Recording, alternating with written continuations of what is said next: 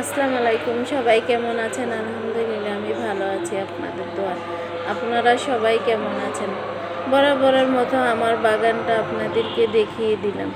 আমার সকালবেলা সবসময় আমি বাগানে এসে পানি দিই। আসলে এটা একটা শান্তির মতো জায়গা। এই জায়গায় আসলে আসলে অনেক শান্তি লাগে, যেহেতু গাছ প্রকৃতির দান, সেটা সবাই আমরা জানি। এবং গাছের কাছে আসলে খুবই শান্তি লাগে, তাই আমি প্রতিদিন সকালবেলা এসে পানি দিই। আজকে শেয়ার করব এত বাজার কী জন্য আমি করেছি, আপনাদের সাথে শেয়ার করব প্রত্যেকটা জিনিস। আজকের ব্লগটা অবশ্যই আপনারা দেখবেন। এই তো এখানে অনেক বাজার করে নিয়ে আসছি, কারণ আমি আজকে আমার কোরআনের পাখিদেরকে খাওয়াবো, সেজন্য আমি এত বাজার করেছি। সবসময় আসলে রমজান শরীফে আমি এরকমভাবে কোরআনের পাখিদেরকে খাওয়াই, কারণ আমিও একজন এতিম, আমার বাবা নাই। সবাই আপনারা আমার বাবার জন্য দোয়া করবেন, তাই আমি সব সময় এতিমদেরকে খাওয়াই। এই তো এখন রান্না বসিয়ে দিলাম। প্রথমে আমি এখানে মুরগিটা রান্না করে নিব। আজকে মুরগি এবং বিরিয়ানি রান্না করব, আর সাথে ফল দিব।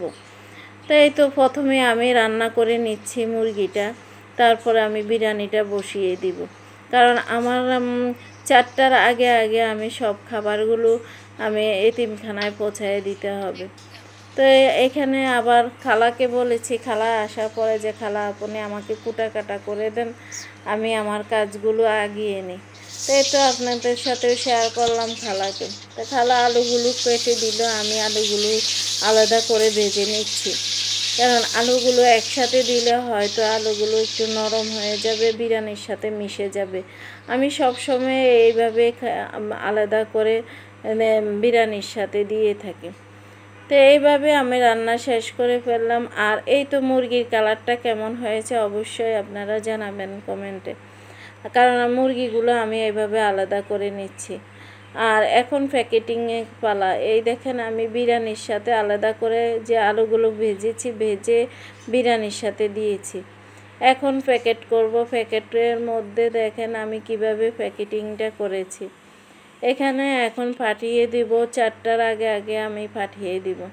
তো আপনাদের সাথেও শেয়ার করব, আপনারা সবাই আমার জন্য দোয়া করবেন, কারণ আল্লাহ পাক বলেছেন যে মানুষ মানুষের জন্য বেশি বেশি দোয়া করা।